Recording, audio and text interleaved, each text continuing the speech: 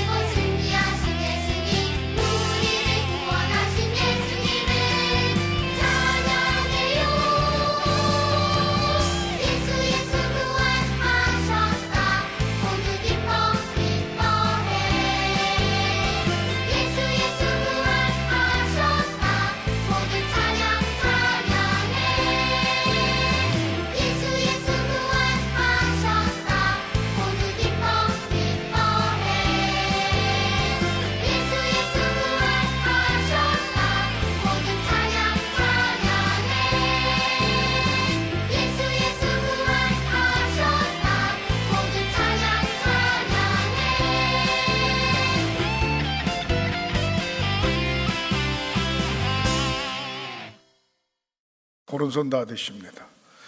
평생을 사는 동안에 육신은 건강하고 영은 성령 충만하시기를 주님의 이름으로 축복합니다. 절대로 불치병 걸리지 마시고 불의의 사고를 당하지 마시기를 주님의 이름으로 축원합니다. 사람들이 모인 곳에 어느 곳에 가든지 존경받고 칭찬받고 사시기를 주님의 이름으로 축원합니다. 여러분들 가정에 자녀들이 결혼 잘하고 자녀 낳고 앞길이 확 열려지시기를 주님의 이름으로 축원합니다. 코로나19 시대에 지혜롭게 건강관리 잘 하시고 예방수칙 잘 지키시고 예배 승리자들이 되시기를 주님의 이름으로 축원합니다. 우리 교회 115주년 생일인데 앞으로 200년의 역사를 보고 열심히 힘차게 사역을 잘 감당하고 달려가시는 저와 여러분들 되시기를 주님의 이름으로 축원합니다. 따라하시겠습니다. 하나님의 소원을 이루어 드리자. 나도 반드시 전도할 수 있다. 한 명 주먹을 꽉 쥐시고 아멘 아멘 아멘 아멘 아멘. 오늘 본문의 말씀은 예수님께서 살아나신 후에 제자들에게 나타나신 두 번째 사건입니다. 제자들이 예수님이 살아났다, 우리가 못자국을 보았고 창자국을 보았다, 그렇게 갑론을박하고 얘기를 하다니까 그 중에 예수님을 목격하지 못한 도마가 뭐라고 이야기하는 거 아니? 나는 믿을 수 없다. 내가 직접 손으로 만져보고 옆구리에 창자국을 손으로 넣어보고 그래야 믿을 수 있다 라고 하면서 이야기를 하고 있습니다. 예수님이 제자들과 함께 보이고 난 후에 한 8일 정도 있다가 다시 의심 많은 도마와 제자들이 있는 곳에 나타났습니다.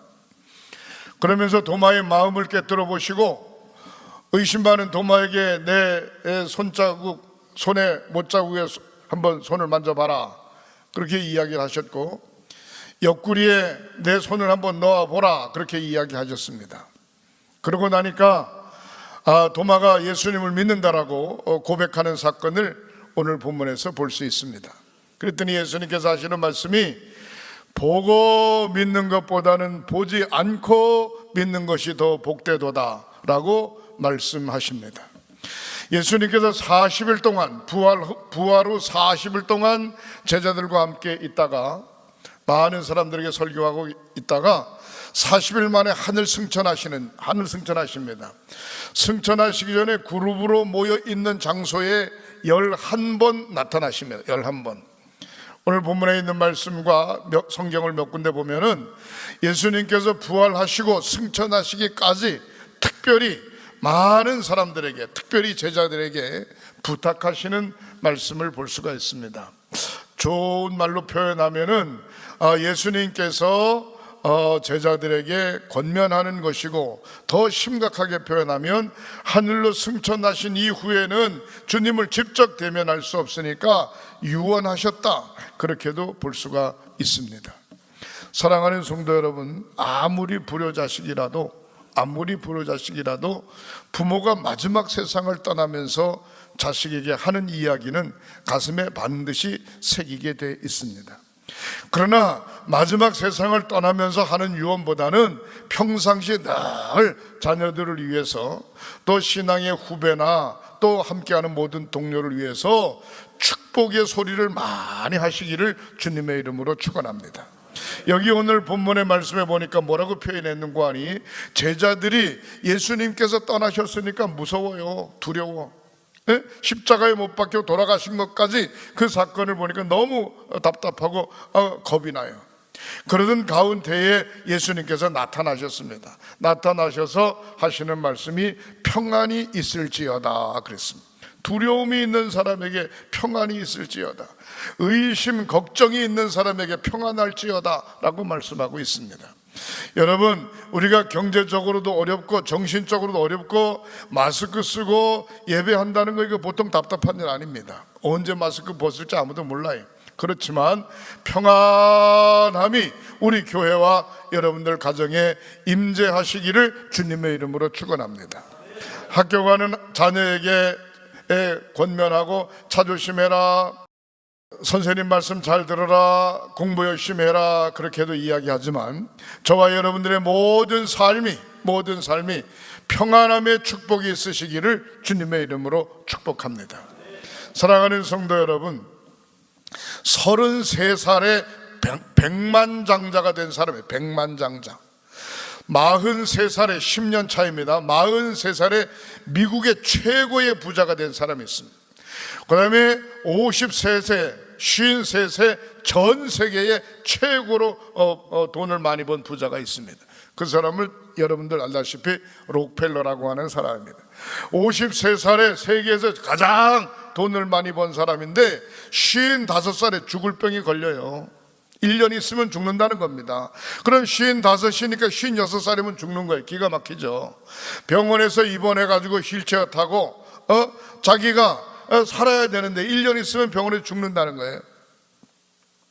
그런데 휠체어를 타고 병원에서 이렇게 휴식하러 밖으로 나오다 보니까 병원 벽에 크게 써붙였어요. 뭐라고 써붙였는고 하니 이렇게 써붙였습니다. 주는 자가 받는 자보다 훨씬 복되다, 그렇게 썼어요. 주는 자가 받는 자보다 훨씬 복이 되다는 거예요. 그 말을, 그 글귀를 읽고 마음에 이제 새겼는데, 바깥에 나갔다가 다시 휠체어 타고 들어오는데 돈을 계산하는 카운터에서 갑론을박하면서 아이고 나는 병원비가 없으니까 좀 봐달라고 막 애걸복걸하는 소녀의 모습을 본 겁니다.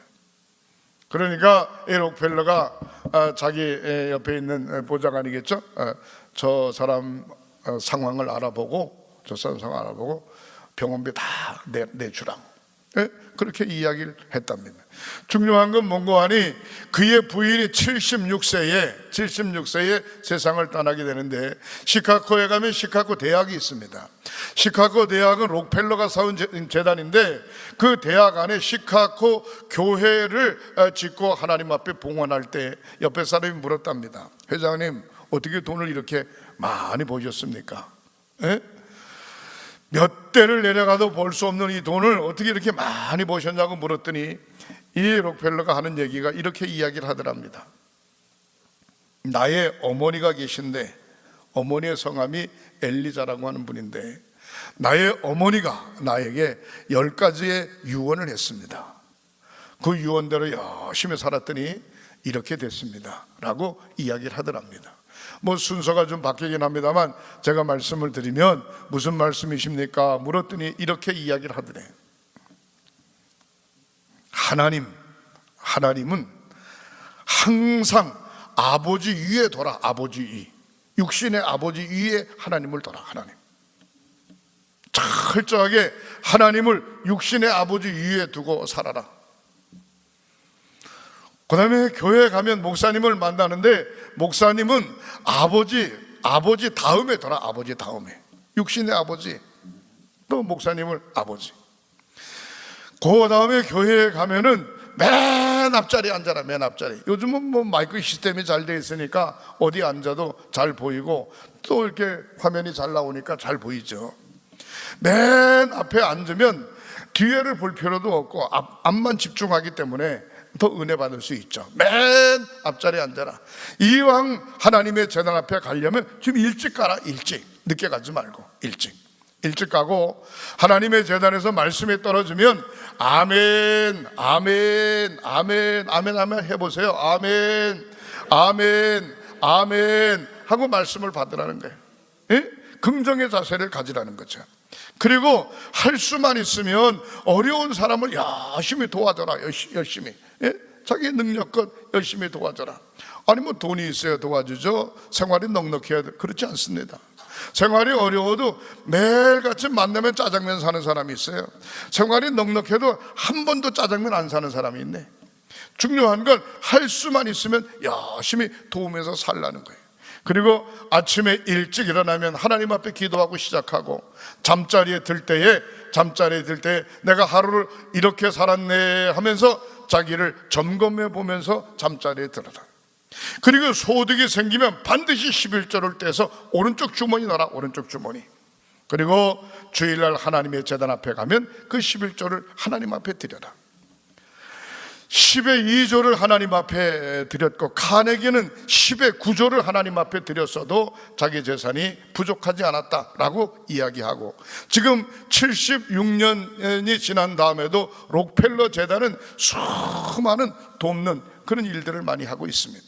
사랑하는 성도 여러분, 언젠가 한번 장로님이 한번 찾아오셨어요. 목사님, 제가 자꾸 기도를 하면 그래도 선교적 차원에서 교회를 하나 지으라고 자꾸 마음에 감동이 오는데, 목사님 어떻게 하면 좋겠냐. 교회를 지으시면 되지. 그러면 한번 알아봐 주세요. 그래가지고 우리 필리핀 가파스에 있는 최인수 선교사한테 제가 물었어요. 마땅한데 어디 교회 터 하나 알아보고, 교회 터가 있고 성도들이 있는 지역을 알아보고 한 3천만 원 정도 들여가지고 교회를 지을 장소를 한번 알아보라고. 아유, 감독님 고맙습니다. 어떻게 되는 건데, 이건 우리 여선교에서 하는 게 아니고 우리 장로님 한 분이 자기가 개인적으로 단독으로 하겠다고 그러니까, 하여튼 의자 놓는 거라든가 선풍기 놓는 거라든가 할 수만 있으면 강대상 놓는 거라든가 한 3천만 원에 다 맞춰서 한번 계획해 보라고. 근데 그런 얘기를 했어요. 이번 4월 26일 날 최인수 선교사님이 감리교 선교사 대회 하러 우리 한국에 나오는데 한 100명 정도 나오는데 한 500명 정도 됩니다. 500명 우리 감리교 선교사들이. 근데 한 100명 정도 나와서 양양 속초 클래스 300에서 하려다가 식사를 할 수 없다고 그래가지고 대천 쪽으로 장소를 옮겼습니다. 그래서 때 한번 저한테 들리겠다 그런 얘기를 했는데, 지금 우리 여성교 연합회에서, 우리 횡성교 여성교 연합회에서 주관하는 가웃교회 건축 중에 있습니다. 슬라브 다 쳤으니까 아마 한 2, 3개월이면 끝나지 않겠나 그렇게 생각합니다. 사랑하는 성도 여러분, 부활하신 예수님이 우리에게 하신 명령이 있습니다. 그게 뭔고 하니 평안할지어다, 평안할지어다.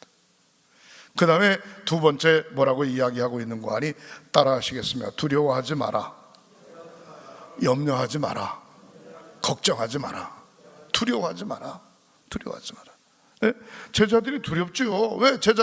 예수님과 함께 있을 때는 먹을 거 입을 거 걱정 없었어요. 그리고 예수님과 함께 있을 때는 죽음도 불사했어요. 네? 병든 자 많이 곤치는 모습을 보았어요. 근데 예수님 떠나고 난 다음에 두려워. 예수님 십자가에 못 박혀 돌아가신 다음에 두려워. 그러나 예수님께서 하시는 말씀이 다시 부활하시고 난 후에 두려워하지 마라, 염려하지 마라, 너에게 평안이 있을지어다, 의심하지 마라. 사랑하는 성도 여러분, 우리가 믿음 생활하면서 하나님이 나와 함께 하신다 라고 하는 사실을 의심하지 마시기를 주님의 이름으로 축원합니다. 어떤 경우에도 두려워하지 마시기를 주님의 이름으로 축원합니다. 어떤 경우에도 감사의 마음을 늘 가져쓰기를 주님의 이름으로 축원합니다. 우리 주님 부활의 은총이 무엇인가? 평안이 있을지어다, 평안이 있을지어다. 우리 주님의 부활의 은총이 무엇인가? 나를 사랑하라, 주님을 사랑하라. 예수님께서 살아나셔서 갈릴리 호숫가에 가셨습니다. 제자들이 다시 옛날의 직업으로 다시 돌아갔습니다. 고기를 잡는 베드로가 예수님인 줄 알고 쫓아나왔습니다. 예수님께서 묻습니다. 내가 나를 사랑하냐? 라고 물었을 때 시몬 베드로가 이렇게 이야기합니다. 내가 주님을 사랑하는 줄 주님께서 아시지 않습니까? 내 마음 주님이 아시지 않습니까? 그렇게 이야기하니까 양을 먹이라, 양을 치라, 양을 먹이라, 그렇게 말씀하시는 모습을 볼 수가 있습니다. 사랑하는 성도 여러분, 평안이 있을지어다, 두려워하지 마라, 염려하지 마라, 내가 주님을 사랑합니다, 내가 주님을 사랑합니다. 그 고백을 늘 가져쓰기를 주님의 이름으로 축원합니다. 제가 어저께 설교 원고를 쭉 정리를 하면서 무슨 생각을 했는가, 이 말씀을 보면 주님, 어떤 경우에도 내가 주님을 사랑합니다. 우겨쌈을 당해도 내가 주님을 사랑합니다. 힘들어도 주님을 사랑합니다. 가난해도 병약해도 내가 주님을 사랑합니다. 역경 속에도 내가 주님을 사랑합니다. 주님을 사랑하는 마음을 늘 허락하여 주시옵소서. 그 고백이 저의 고백뿐만 아니라 사랑하는 성도 여러분들의 고백이 되시기를 주님의 이름으로 축원합니다. 사도행전 1장 8절에 오직 성령이 너에게 임하시면, 성령이 너에게 임하시면 예루살렘과 유다와 사마리아 땅끝까지 이르러 내 증인이 되라. 성령 받아야 됩니다. 성령이 임하시면, 성령이, 오늘 본문 요한복음 20장 19절을 한번 보시겠습니다. 이렇게 이야기하죠. 하나님 곧 안식 후 첫날 저녁에 제자들이 유대인들을 두려워하여 모인 곳에 문들을 닫았더니 예수께서 오사 가운데 서서 이르시되 너에게 평강이 있을지어다, 평강이 있을지어다, 평강이 있을. 그 다음에 20절 보십니다. 이 말씀을 하시고 손과 옆구리를 보시니 제자들이 주를 보고 기뻐하더라. 주님을 보고 평강이 있을지어다. 그럴 때까지는 좀 멍했어요. 근데 예수님의 손과 옆구리를 보고 난 다음에 그들에게 기쁨이 확 올라온 것이죠. 21절 봅니다. 예수께서 또 이르시되 너에게 평강이 있을지어다. 예수께서 나를 보내신 것 같이 나도, 아버지께서 나를 보내신 것 같이 나도 너희를 보내노라. 어디로 보내? 복음 전파하러 보낸다 이 말이죠.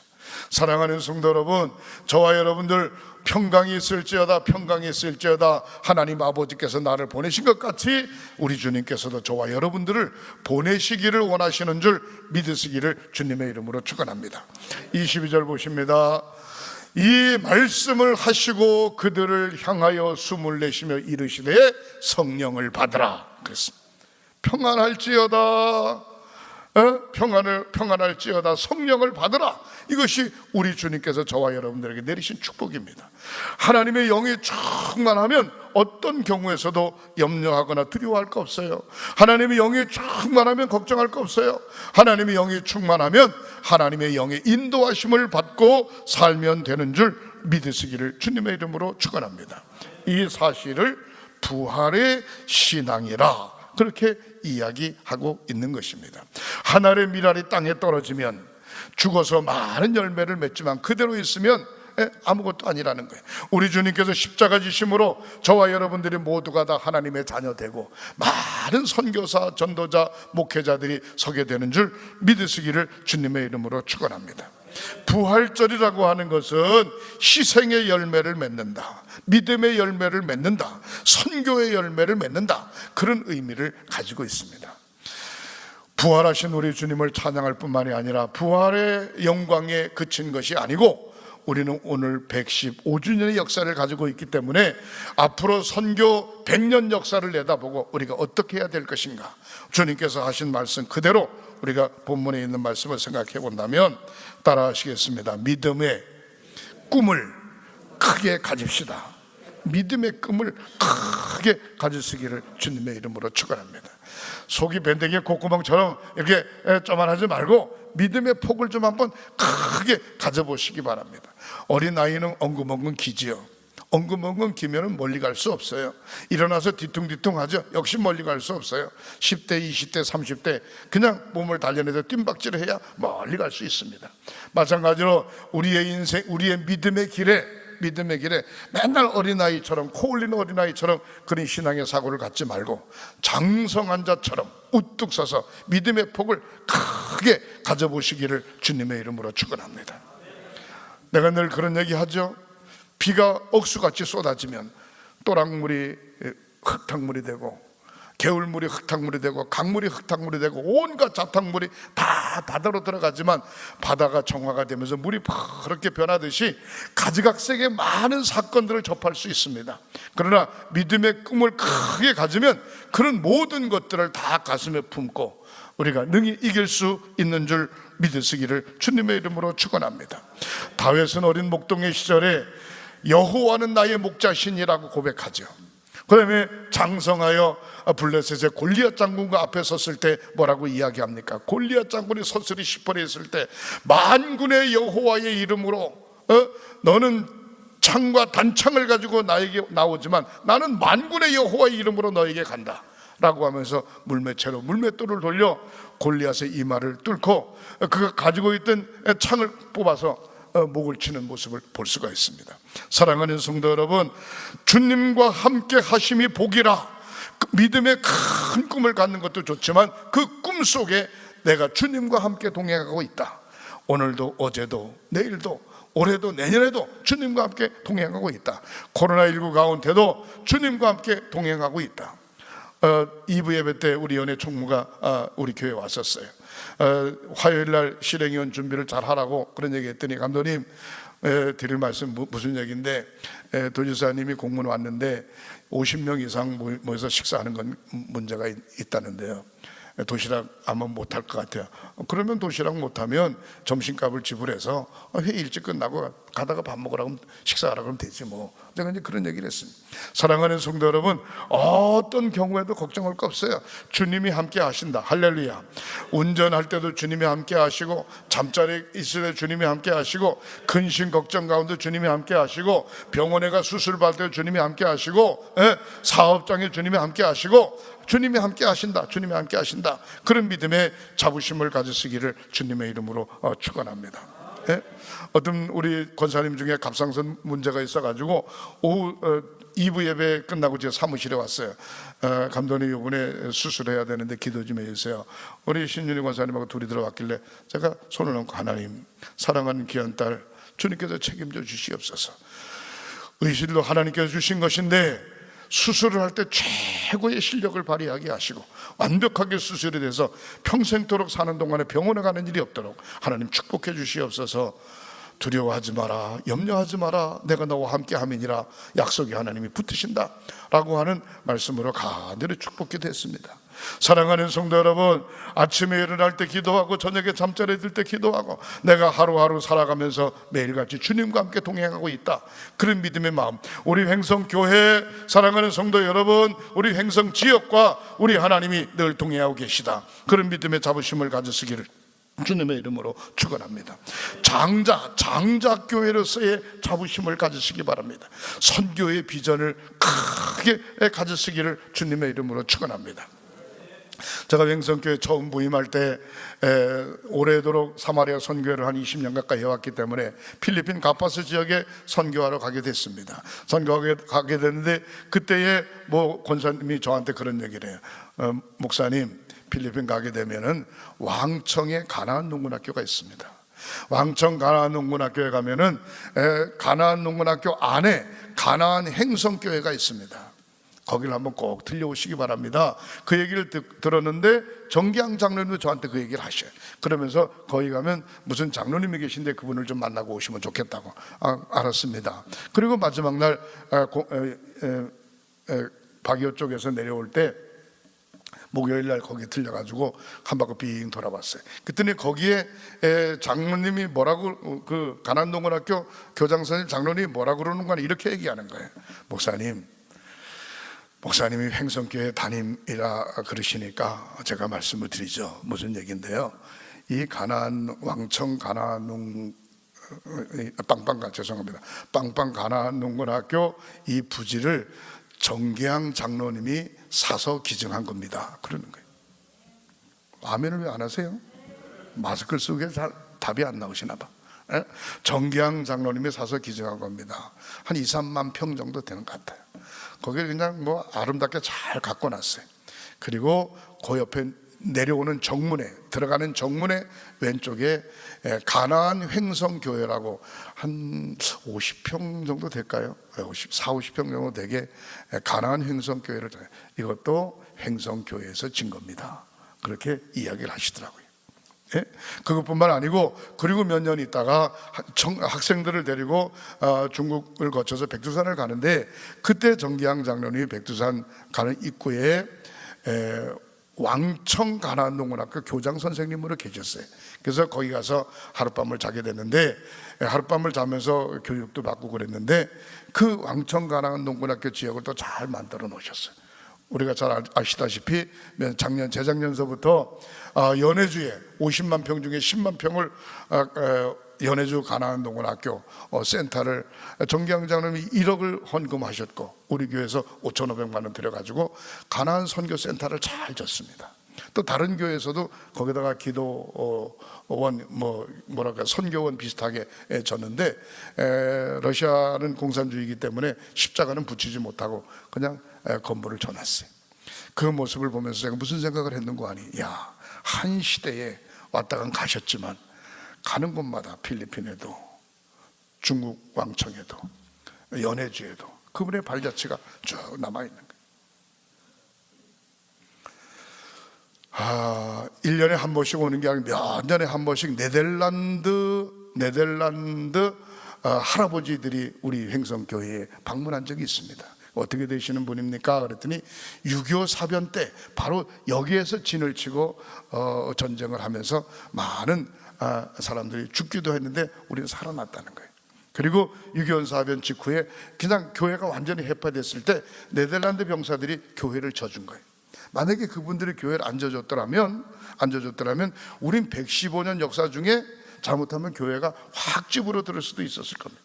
그러나 그분들의 피와 땀과 눈물이 있었기에 오늘날 우리 115년의 역사에 횡성 감리교회가 있는 줄 믿으시기를 주님의 이름으로 축원합니다.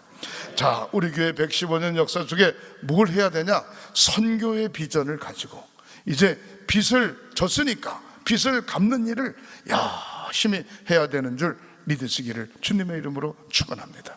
빚을 갚는 일을 열심히 하세요. 빚을 갚는 일을. 지역사회에 어려운 사람이 없나? 또 지역 주변에 우리 어려운 교회가 없나? 또 우리 동부연합회 감리교단에 어려운 교회가 없나? 우리가 선교할 지역에 어디 좋은 지역이 없는가? 눈을 한번 크게 뜨고 그런 기도를 열심히 하면, 저는 그렇게 생각해요. 선교의 비전의 꿈을 가지면 하나님이 그에 걸맞은 사람이 되도록 물질 축복도 하시고 지적으로도 축복하시고 사람도 세우시고, 아멘을 안 하셔도 저는 계속 합니다. 하나님이 세우시고 그 일을 할 수 있도록 분위기를 만들어 주시는 줄 믿으시기를 주님의 이름으로 축원합니다. 할렐루야. 그 일을 하나님의 일을 할 수 있도록 꿈을 꾸고 있으니까 그 일을 잘 할 수 있도록 사람을 세워야 되는데 그 일을 감당하도록 하나님이 사람을 세워주신다는 거예요. 예? 약한 자는 강하게 하시고 가난한 자는 부하게 하시고 무능한 자는 유능하게 하시고 힘없는 자는 힘있게 하시고 하나님이 세워주신다는 거죠. 예? 앞으로 선교 2세기를 내다보고 이 사역을 잘 감당하는 저와 여러분들이 되시기를 주님의 이름으로 축원합니다. 따라하시겠습니다. 하나님께서 쓰시고자 하면 됩니다. 다시 하나님께서 축복하시고자 하면 됩니다. 다시 한번 하나님께서 지켜주시면 됩니다. 하나님께서 지켜주시면 됩니다. 하나님께서 쓰시고자 하면 됩니다. 하나님의 부름에 아멘, 내가 여기 있습니다, 주여 나를 보내시옵소서 라고 고백하면 하나님께서 사용하실 줄 믿으시기를 주님의 이름으로 축원합니다. 부활하신 예수님의 4가지 부탁이 있는데, 두려워하지 마라, 평안할지어다, 내가 너와 함께 하겠다, 복음을 전파하라, 끝까지 성령 충만 받으라, 주신 사명 감당하는 우리 사랑하는 성도들이 되시기를 주님의 이름으로 축원합니다. 기도하십니다. 하나님, 115년의 역사를 가지고 에베네셀 하시어 여기까지 오게 하심을 감사합니다. 의심하거나 두려워하지 말게 하시고 주님을 끝까지 사랑하게 하시고 땅 끝까지 복음을 전하게 하시고 우리 사랑하는 성도들이 믿음의 큰 꿈을 꾸게 하시고 주님과 함께함을 믿고 선교의 사명을 잘 감당하도록 저희들을 그릇으로 채워 주시옵소서. 빚 갚는 심정으로 앞으로 100년의 역사를 다시 한번 써가는 횡성교회 사랑하는 모든 성도들이 되도록 축복하여 주시옵소서. 치유의 기도를 드립니다. 오른손을 얹으세요. 성부, 성자, 성령 삼위일체 이름으로 치유의 기도를 드립니다. 머리끝서부터 발끝까지 사제백제 5장을 예수 그리스도의 보혈의 피로 깨끗이 씻어주시옵소서. 성령의 불로 병의 뿌리채 뽑아 불태워 주시옵소서. 건강함으로 뛰며 거리며 주님을 찬양하게 하시고 하나님 앞에 영광 돌리는 사랑하는 모든 성도들이 되게 하시옵소서. 나사렛 예수의 이름으로 축복하며 기도하옵나이다. 아멘.